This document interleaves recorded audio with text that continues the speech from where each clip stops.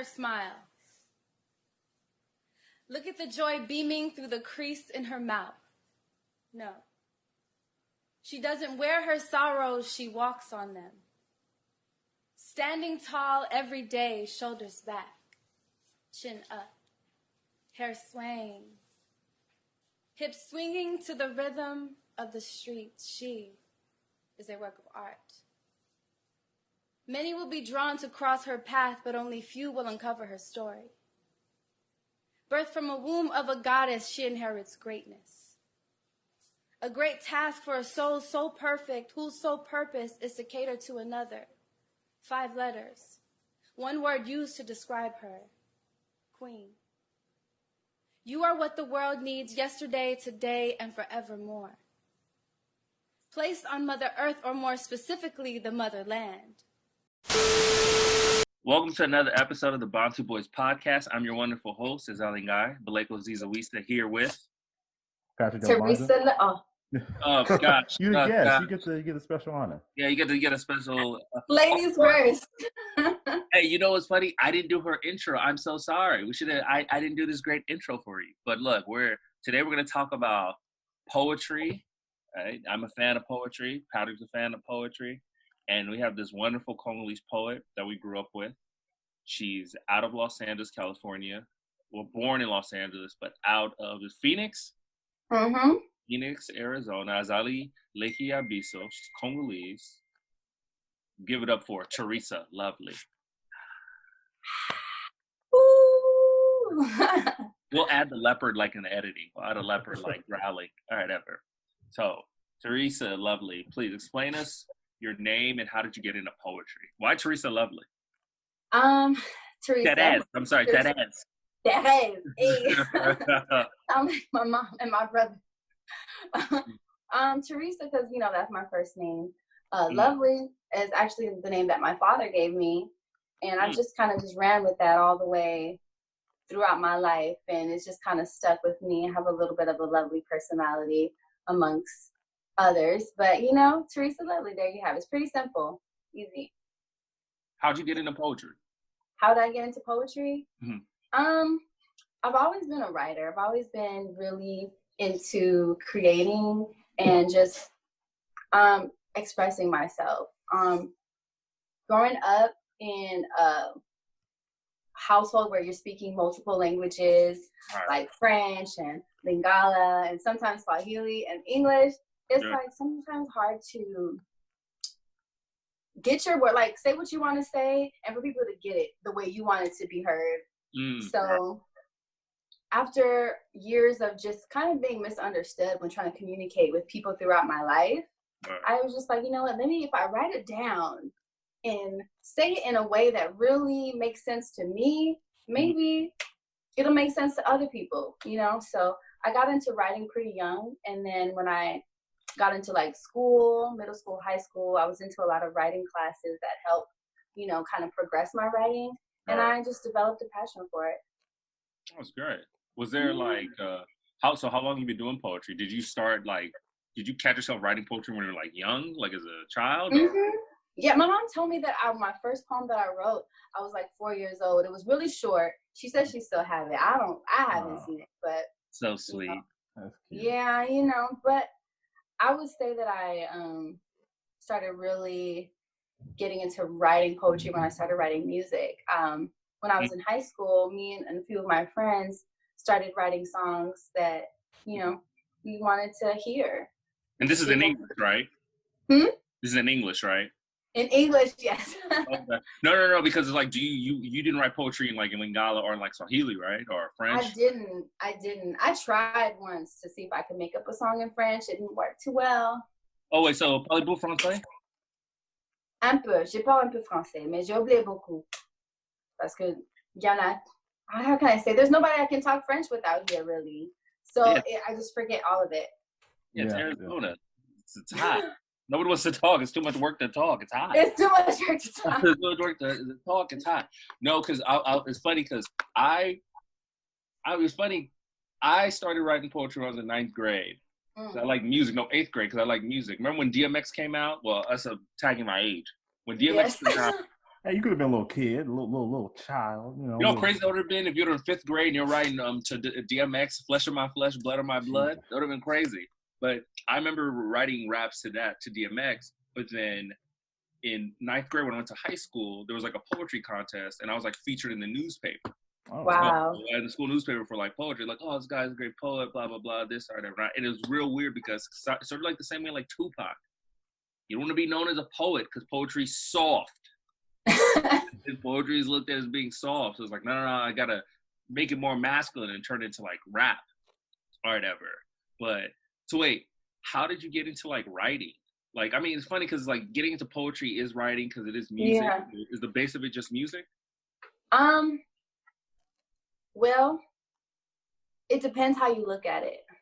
Because when I got into writing, it wasn't poetry when I started writing. It was more music. I wanted to,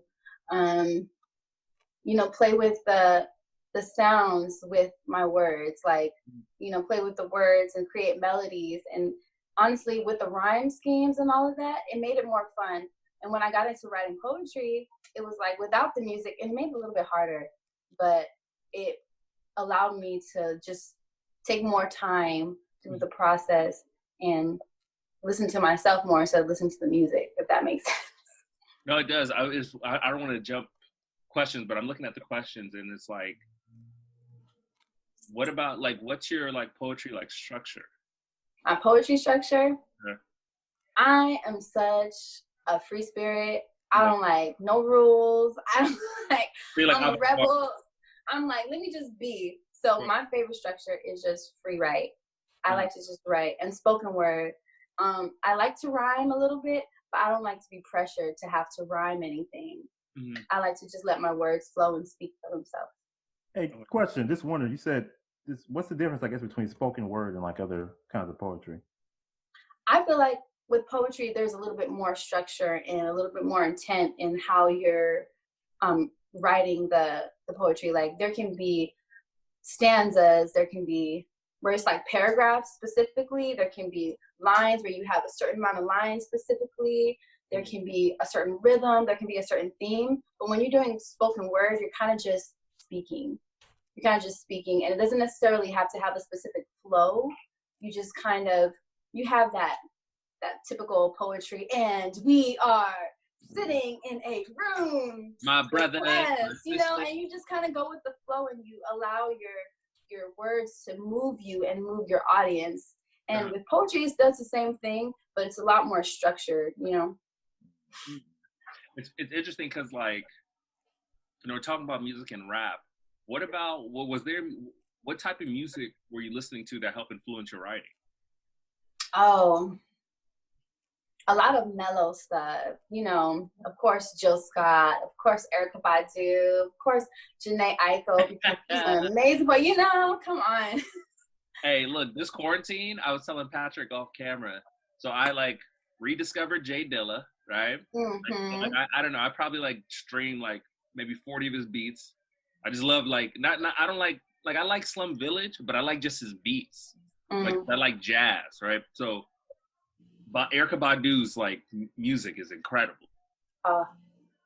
She's incredible. Yeah. Like she's incredible. I love it. She's incredible. Remember that era like in the 90s? Like it was, and Patrick, remember, it kind of might have started with the Fugees a little bit, but Jill Scott, Maxwell, Badu, D'Angelo, they all sprung that whole neo soul where they infused like that jazz into R&B. Or whatever. It was so like ahead of the curve. They gave grounds to like Benet and like music like that or whatever. Because they were doing like spoken word. Like with that Jill Scott first album where she was actually doing poetry, I was just like, yo, she's doing poetry in an album. Like that was my first time like I didn't know you could do that.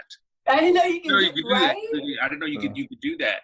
But it's so there's a lot of things like in Black music, like we're here in America, where when you start to do research in or whatever, they would fuse so many different cultural aspects of music, and nobody would ever address it. Like, side note, like you ever listen to The Chronic, like Dr. Dre? West Coast rap has a huge influence of like reggae in it, but nobody talks about it. Like if you listen throughout The Chronic, like he has a Jamaican dude speaking patois all throughout it, but nobody addresses like the reggae influence in LA. You know what I'm saying? So like, I didn't even realize that. Yeah, you just like, oh, the dude's just in reggae talking in the back. Like at NWA, I was just like, wait, there's no papers, no articles written on. I can't. You know, on Jamaica, because there's not that really big of Jamaican community in LA. There's the big Belizean community. I don't know if that plays a part. You know, no, we don't do the research on that. But like with going back to like with poetry, I always just wondered like how, like there was a gap in music where we didn't put poetry in music. You know what I mean? Yeah. You know, but it's coming back. It's coming back. If you listen to, so some of the artists that I listen to today are like her. If you listen to her album, in the middle of her song, sometimes she'll do poetry. Same thing with Janae. And there's an artist from the UK called Mahalia. Same thing with her. In the middle of her song, she'll just bust out into some poetry. And it's so beautiful. I love it. My homeboy thinks her sings to him. He's like, I swear, he's like, man, that girl be singing to me, man.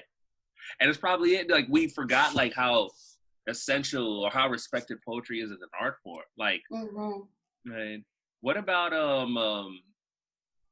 how does social media contribute to your poetry? Social media, that's a big part. It definitely plays a big part. I wouldn't have had the courage or even the idea to pursue poetry as even an option of any type of income if it wasn't for social media and the outlets, because I wouldn't have known of poetry slams and open mics and, you know, different events that call for poets and spoken word artists to perform. So it's very beneficial, social media for poets. It definitely. Do you guys feel like, because I've seen you perform, when I saw you perform live, I was like, oh, okay. But no, because it's one thing to be like, oh, I do poetry, but because you know how it is like a rapper, but there's an MC. Like you gotta put, like when you see a rapper actually perform and hypes the crowd, you're like, oh, this is a real rapper. Like, do you feel, I didn't realize how much of a therapy session poetry can be for people. You know what I mean? Like, yeah. You know, if you have the right poet and the right like I guess lyrics or bars, I'm gonna say lyrics or bars or whatever, you can really, really be effective mentally for people.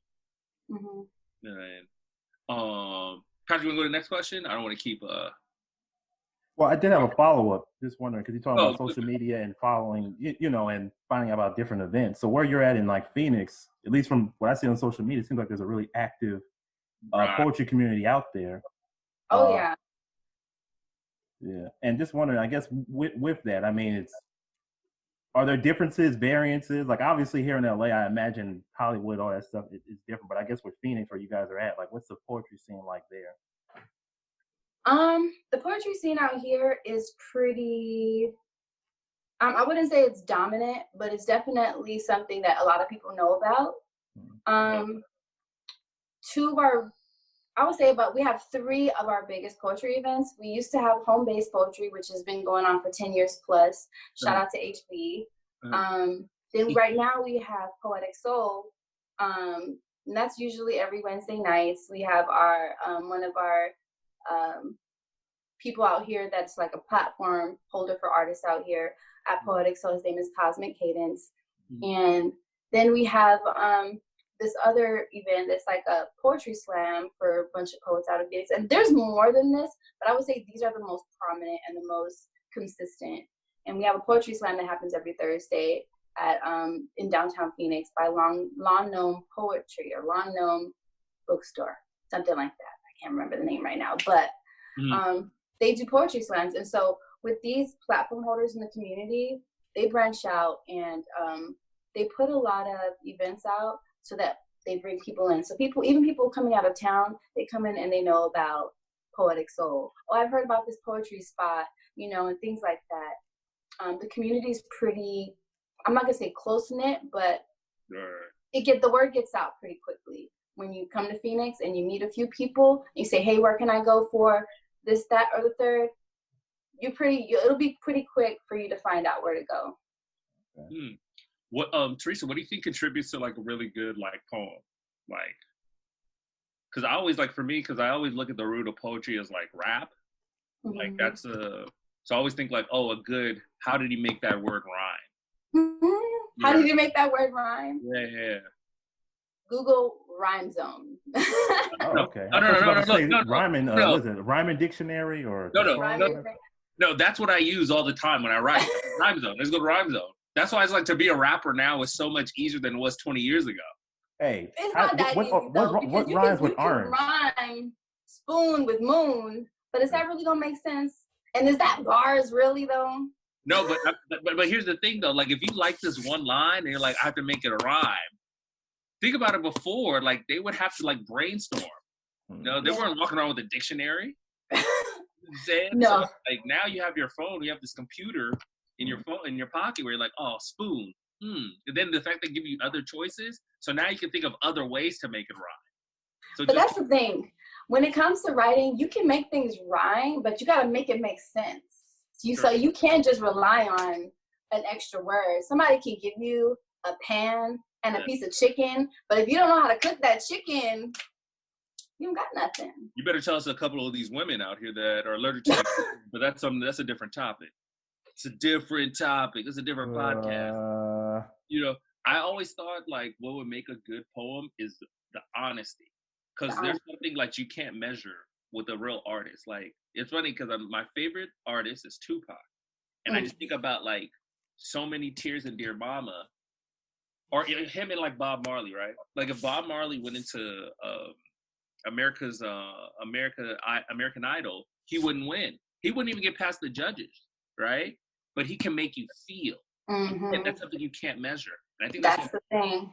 You know? And that's what it is. That's what it is with poetry. Anytime, when it comes to poetry, the main thing that it is, you need to tug at them heartstrings. If you can hook onto somebody's heart and tug at them strings with your poetry, that's how you know you got it. That's how you know you got it. Yeah, because when you did your poem, when you were out here in LA, and I saw how you were able to control the whole room's emotion, I said, who the hell is this? You know what I mean? No, but it's such a gift because your poem is really, it's good, it's sound, well structured. You know what I mean? You got control of the room. Like, that's a really, really interesting talent. I always wonder, and what do you guys think? Like, why was poetry gone? Because poetry is like the root of any written music. I mean, it probably was never gone. It just probably just wasn't in the front. It what is it? What's the word I'm looking for? What's the word I'm looking for? Evolution. Yeah, it evolved. It evolved into music, but it's still there. It's just not, not as important. But we have a lot of poets out here that are trying to bring it back and bring it more to the forefront and get that respect, because all these artists need to recognize and know that the foundation is poetry. Right. Let me ask you this. Do you think shows like Def Comedy Jam or Def Poetry Jam, need a resurgence to show the importance of poetry? Yes, please. Can we bring them back? Honestly, when I was trying to perfect my craft, I'd be on YouTube watching all the poets on Def Poetry Jam, okay? That's where I would take my notes. That's where I would learn how to have that stage presence. That's how I would learn how to project in the right moments. That's how I would learn how to connect with the audience. I miss that. All right. I always wonder, like, because, the root of poetry is truth, right?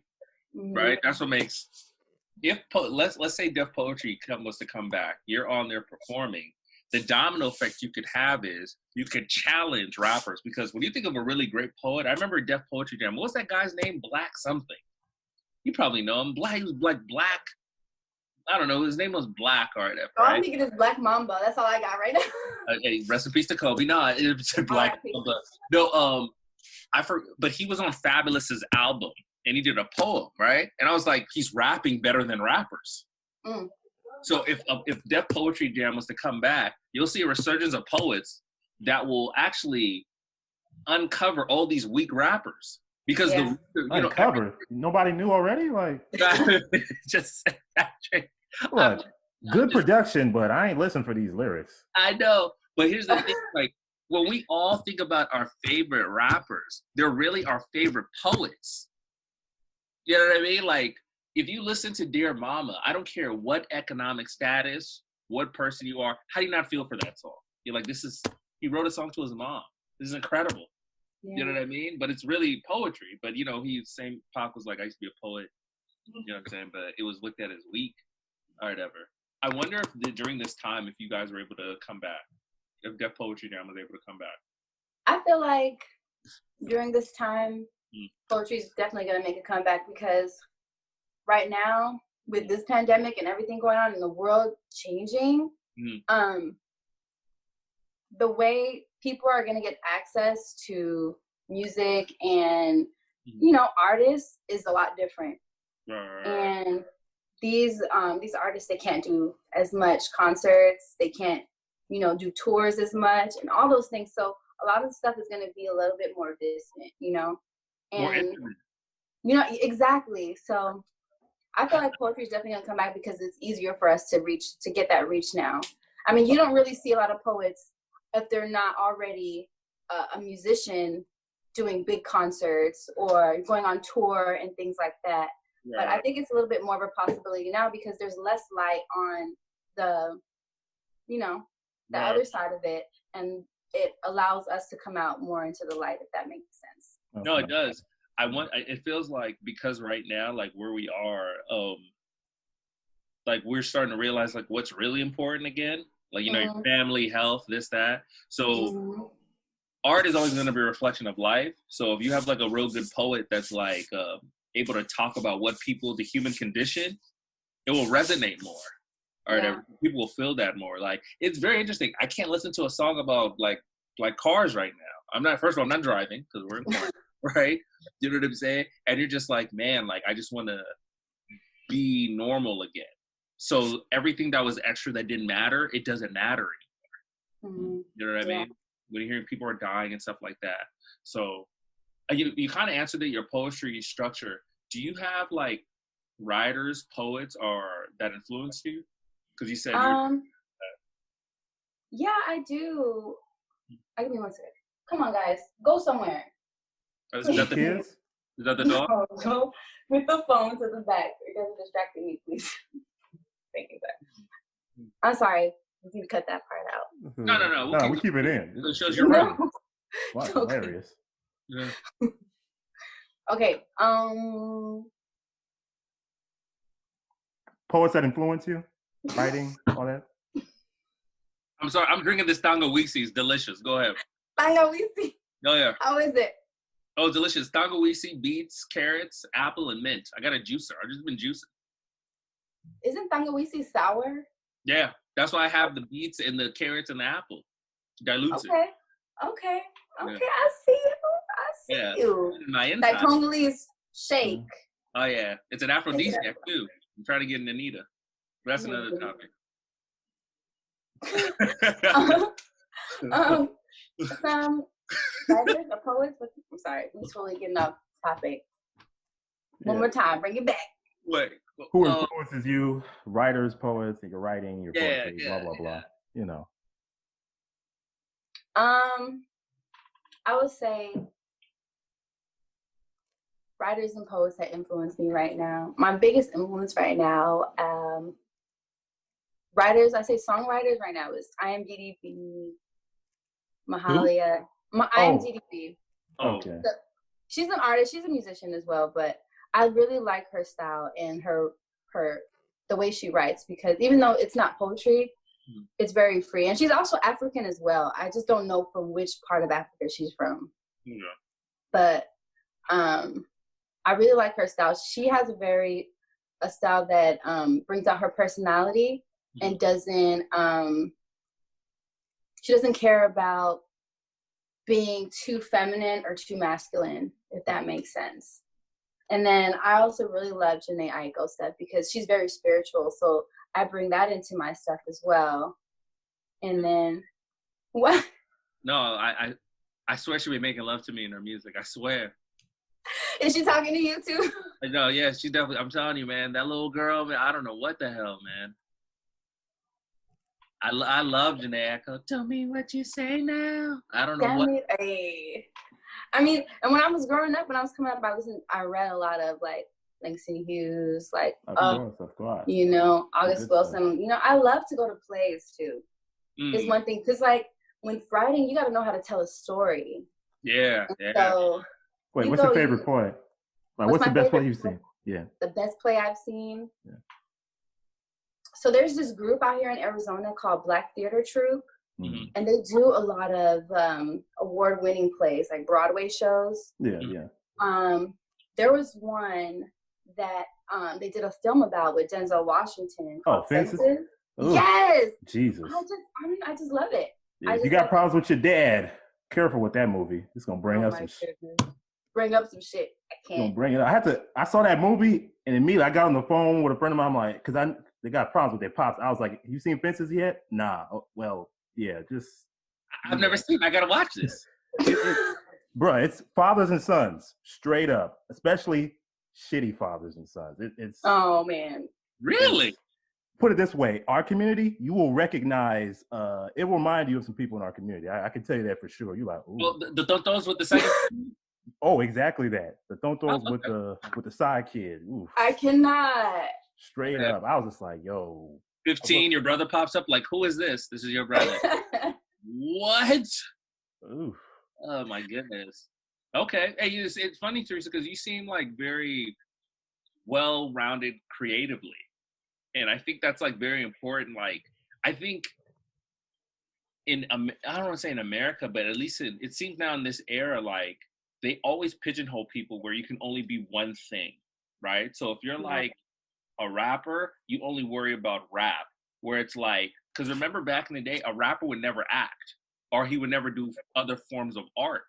There's like, no, you're just this form of artist. And I think that gives you like a really good creative balance. Like, do you think that's what helps you out with your poetry? Having this creative, like, eye? Yeah. I'm the type of person, you know me, like, and you really know me, like, in my lifestyle and my everyday life, I'm the type of person, I wear a lot of different hats.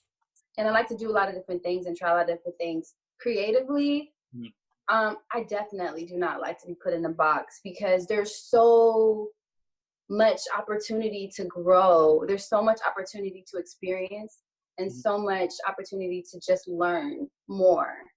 So to put yourself in a box and say, you can only do this, you already know when we were talking the last time at the podcast, like, you can't say I can only do one thing. I'm going to do it all, you know? All right. And there's nothing wrong with that. Like, you should if you like something, do it. Like, yeah. Because one thing I realized, if you're an artist, one thing helps another.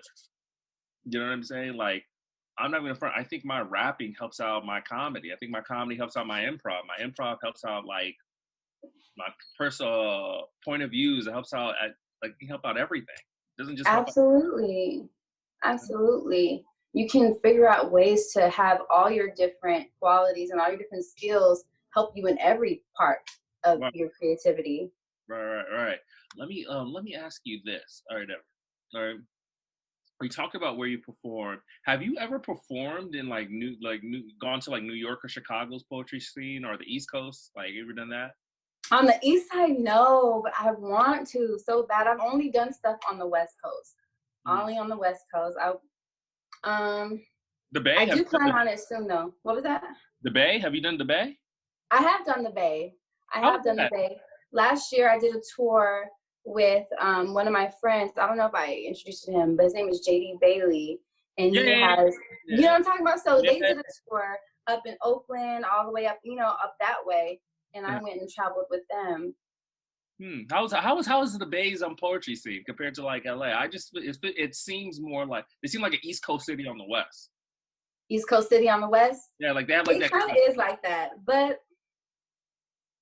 I would say in LA, because everybody's so Hollywood, it's the poetry scene in LA is a little bit more, I don't know, I'm gonna say a little bit bougie. Not bougie, but just kind of like everybody's trying to make a name for themselves and everybody's so like, I'm the shit and this is what I do and blah, blah, blah.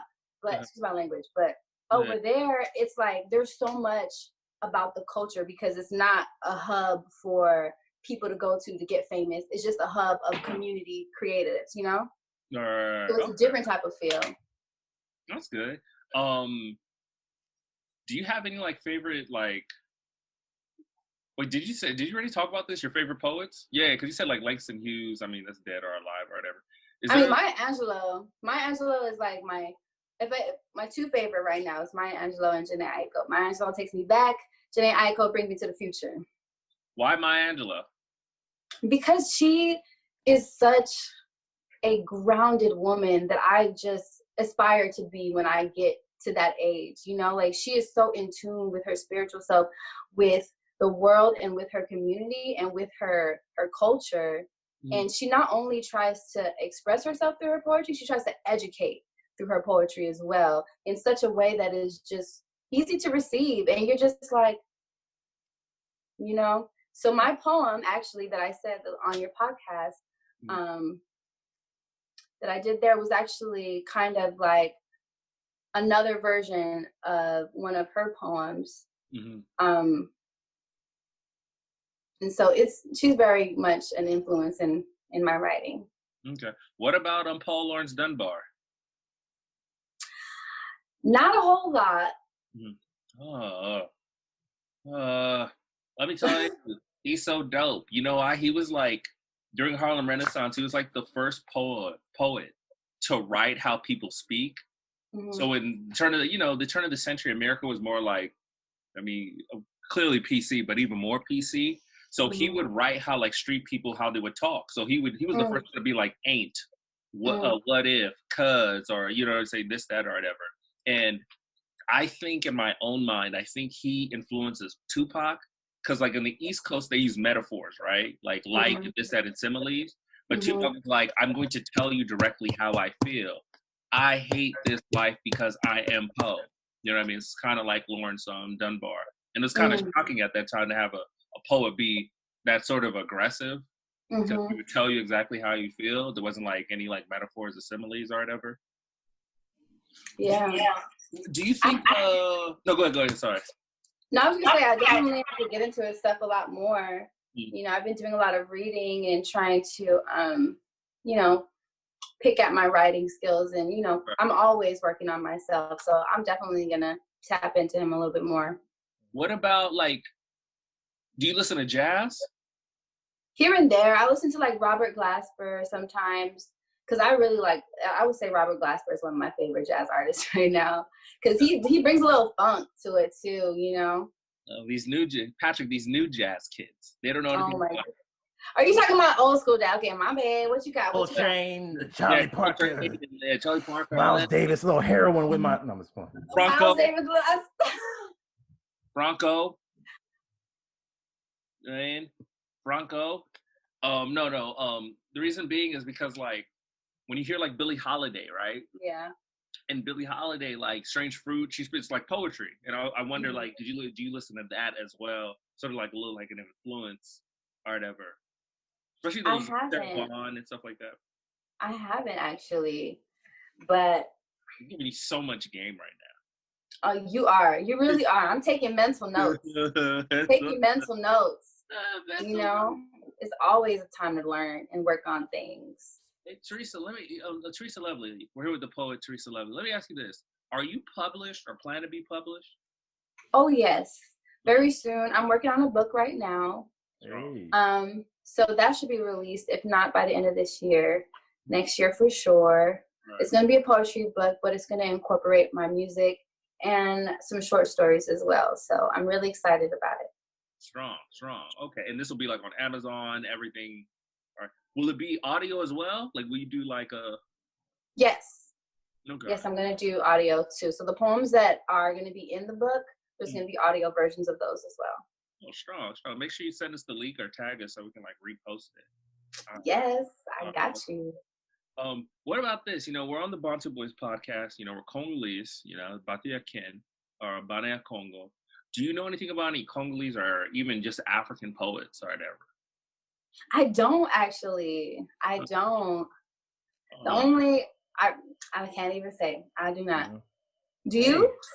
No. American education system at work. It's doing great for us out here. Right. You know what I mean? Like, it's weird because I think that's one thing too to like like we probably have to start doing like research on like, because maybe, I don't know, I'm just thinking, you know, we have more of an oral history, right? Like we traditionally Africans, we don't write stuff down. Like we did, but like we're more still mostly like oral tradition. Telling stories from generations. Yeah. So I wonder like if there is even a term for as a poet. You know what I'm saying? I don't know, because I can't think of any. I can't think of any like sort of like Congolese or African like poet. Maybe in other parts of Africa, but I'm not sure of. Like I don't know. I thought maybe you might have known of one. Maybe historically. The only thing I can think of is the same way we look at our rappers and, you know, artists in the U.S. Yeah. We look at them and we're like, okay, they sing, yeah, they rap, but they also, it's poetry. So I think of the same thing with our artists out here. I'm like, okay, these Congolese artists, there's an art to it, because a lot of them, some like, for example, Fally Ipupa, if you look at some of his or listen to some of his music, he's not only speaking Lingala, he throws in some English in there too. That's an art to be bilingual in your writing. You know. That's true. Yeah. That's very, very, very and true. It's deep. It makes you wonder, like if some of our artists, like some of our Congolese artists, if in a different life, if things have been different, would they have went to poetry? Because like you hear some of our musicians, you're like, wow, that's real deep what you said. Like that energy went in a different direction. Like, you listen to some of those songs, you're like, man, you're talking about some deep stuff in here. Like this is like real life stuff right here. Yeah. It just happens to be a guitar and some drums behind it. Right. And that's the thing. Like if you look at, like Theresa, when you did that poem, like there was no music playing, right? Yeah, because there was like no music playing or anything like that. But you could have added like a drum to it, or be like, all right, this is a song, right?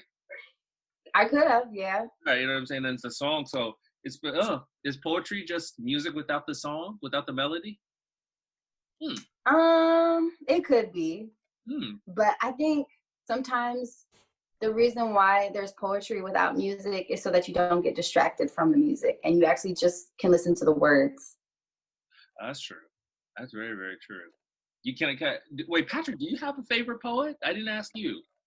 God, it's been years since I read any poetry. I think in high school, it was like probably like Langston Hughes. I went to the black side of things, though. I do remember there was one poem. What was it? I think I think Blake or no, not Blake. He did a poem. It was like called Ozymandias or something like that. That one always stuck with me. I don't even want to pretend to that I even remember what they actually, like the actual words. I just remember the premise of the poem is a man's walking in the desert. It's like laid out. It's like an Egypt or whatever. So there's sand everywhere. He finds a placard, and on the placard, it's Egyptian in origin. So the dude's talking mad shit. Behold, I got all this riches. See my kingdom laid out, before you, and da-da-da-da. But you look and there's the sand everywhere. It's like, well, damn, that's how futile this shit is. My brother. I don't know. Like I said, Paul Laurence Dunbar is pretty much like Tupac, or no, it's probably Nas, right? But you know what I think is probably the hardest structure that I was always impressed with? Remember the rapper Freeway? Oh, the fast. Okay, yeah. No, like Freeway from State Property. So listen, the reason being, he raps A-B-B-A, like sometimes like A-A-B-B-B-A. Like his rap structure is so difficult. I'm like, yo, does anybody paying attention to? And it would all flow. Like it would flow. I'm like, yo, his rap structure is so. Even sometimes like Beanie Siegel or even Biggie, they would like, because a bar would be like, okay, A B B. Biggie sometimes would rap A B A B B, and I'd be like, yo, it like to break up the bar structure. Like I know there's documentaries on like rap and like lyrics on rap, but if you were to put down lyrics on paper and you're looking at the structure, you'd be like, yo, these dudes, this is a fucking genius. Like this is like the newest literary form of a genius or whatever. You know what I mean? Whatever. Any great writer, let's talk about like Allan Poe. Like these are the greatest writers right now. Because to break down a language like that and make it rhyme and then flow with the melody, it really it's different parts of your brain. It's incredible. Yeah. So look, Theresa, we're getting towards the end, and Do you have a poem for the Bantu Boyz? A poem. Let's see. I can do a poem. Yeah, do one. Make it hot for us. Make it hot. Let's see. Let me go through my archives. Let me go through my archives. Okay. Let's see. I haven't performed in a while. No. Quarantine, you know? Neither have I. I've been in quarantine. Hey, but I do have an open mic, actually, a virtual open mic tomorrow night, actually. If you guys want to tune in. No, send us the link. Yeah, send us the link. I'm going to send y'all the link. For sure. It's, oh, no, go ahead. What? No, I was going to ask you a question, actually, earlier, because we were talking about, like, this quarantine, everything like that, changing everything. Because I know here in LA, with the comedy scene at least, there's like 1 million open mics and virtual comedy shows. So in Phoenix, have you seen like more open mics of that nature just popping up? Honestly, not as much. The open mic that I'm doing is in Oakland. Oh, damn, that's weird. Is there a reason why does nobody want to take, I guess, the initiative to try it out? I mean, there's people, there's different artists that are doing it, but the main people that do the open mics out here, like there was a virtual poetry slam, I want to say a couple weeks ago, but I don't know, it's just not as easy to do it out here, I'm guessing. So, but that's what I'm seeing. I'm not seeing as much of the virtual stuff. Here and there, I'll see like different artists trying to curate events online, but it's not anything like super big. It's just like a few people on live trying to talk about whatever, you know. I'll tell you what, the stand-up online, it's just been rough. It's not the same. The audience is so important. Yeah, exactly. It's so important. The vibe, the energy, like the whole structure of you standing up and people looking up to you when you're doing stand-up, I don't know what it is. It's like me and my improv team did an improv show. It was okay. Yeah, but it's not the same because you know what I realized? We need people. You have to be around people. You need energy, people's energy, like read body language and tones and, you know, it's so important. The energy exchange is important. Yeah. It's because we wouldn't be anything as performers. You're not anything without your audience. Nothing. We're nothing. It means nothing. It means it's nothing. Like you're a person with a camera. During quarantine, you're like, hello, out there.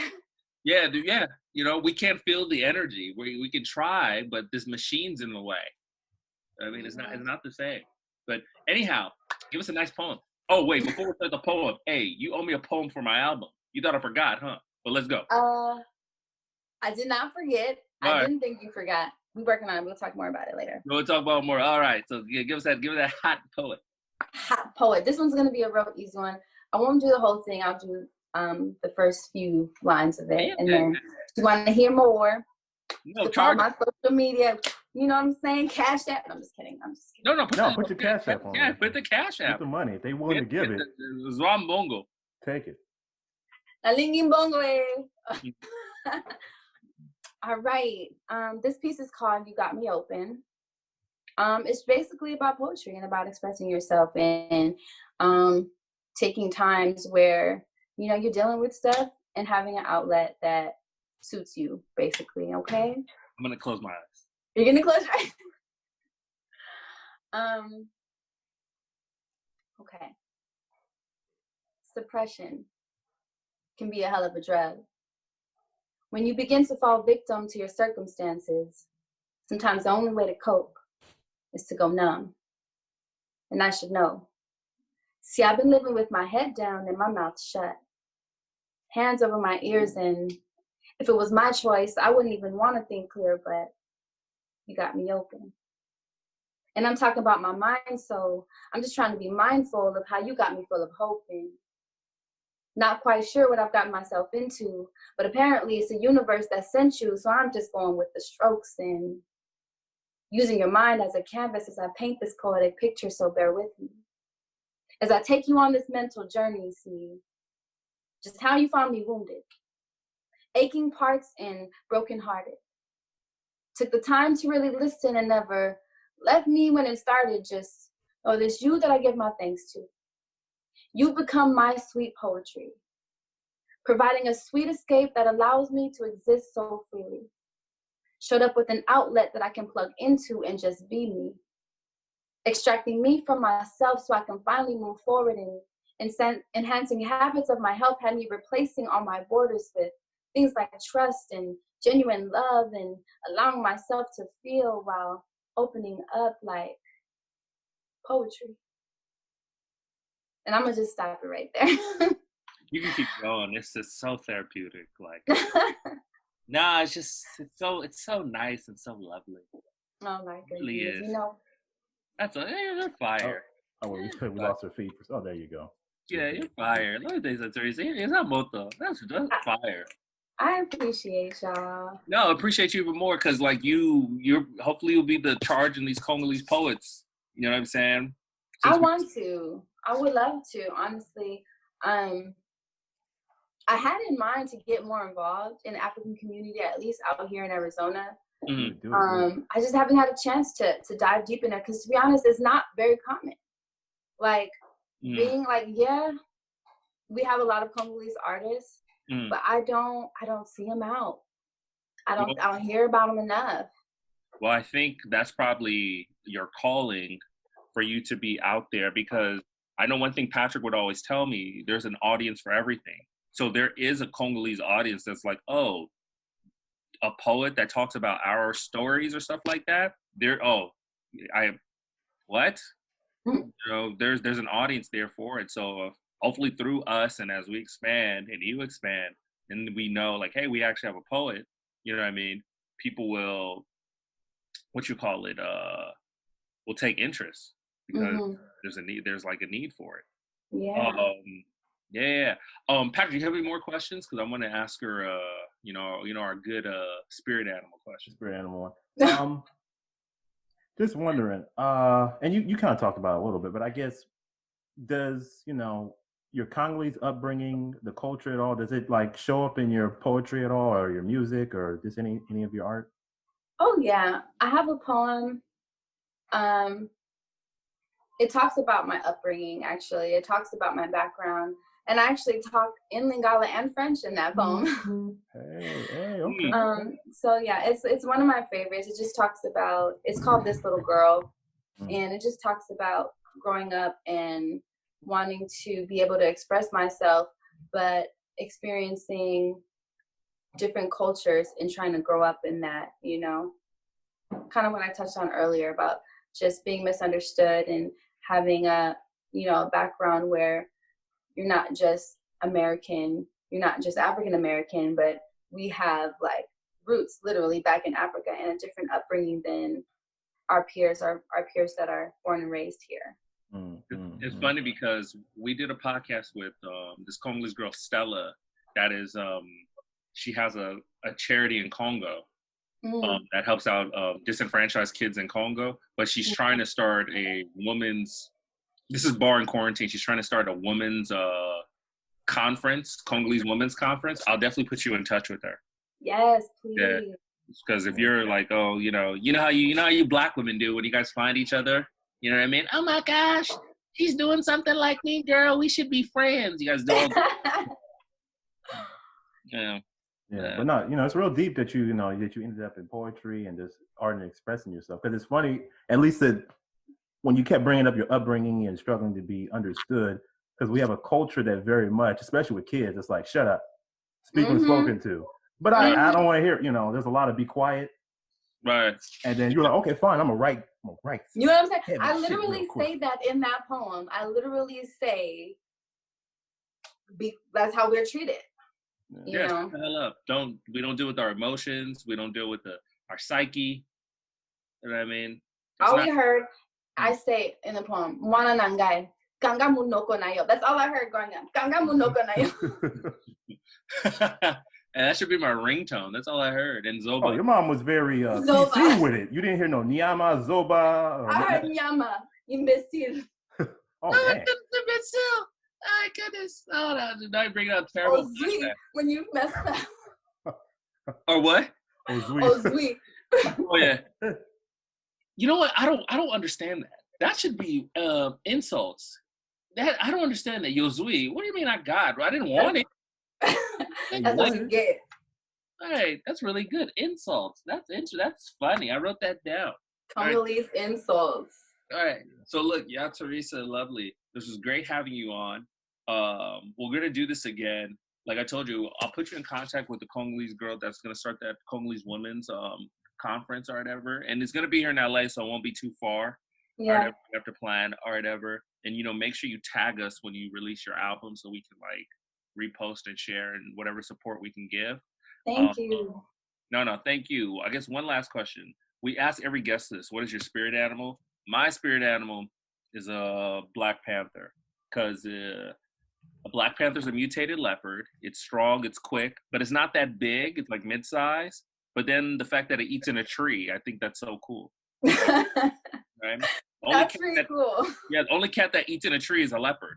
You know what I'm saying? Mm-hmm. You know, and Patrick is a falcon because a falcon. Yep. Yeah. Why, Patrick? Let her know why. Well, they fly fast, they eat other birds. It's a whole thing. They're big. Yeah, and they're overseers, and they oversee. They oversee everything. The way he oversees Bantu Boyz, that's what he's a falcon. Okay. So what about you? What's your spirit animal? I don't know yet. I haven't figured it out, but I have a feeling that it might be a hummingbird. Interesting. Mm-hmm. But I see hummingbirds all the time. Why? I don't know. I have to figure that out. I'm on a whole spiritual journey right now, so I haven't got to my spirit animal yet. I'm going to tell you something. Side note: you women have been overconfident since that Jill Scott Erykah Badu battle. You guys have been really talking real funny. Wait a minute. I've been overconfident before that. Let's be clear. Wait, you said hummingbird? That's so funny. All right, I mean, hummingbird. I mean, it's small. It doesn't really make that much noise unless it's really close to you. But they're so mesmerizing and lovely. They're just like, it's almost, I mean, they're flying, they're flapping. It looks like they're gliding through the air. Yeah, that's what it looks like. Yeah. Because they're doing so much work, but it's like almost moonwalking. But well, I do so much work, but it's like moonwalking. Right. Theresa, plug your social media so people can follow you. Find me on Instagram at _Theresa Lovely, THERESA Lovely. You can find me on YouTube. You can find me on Facebook. Okay? Excellent. Connect with me. Please DM me and let's get connected.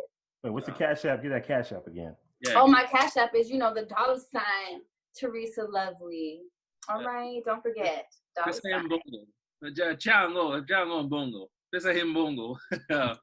Make it rain.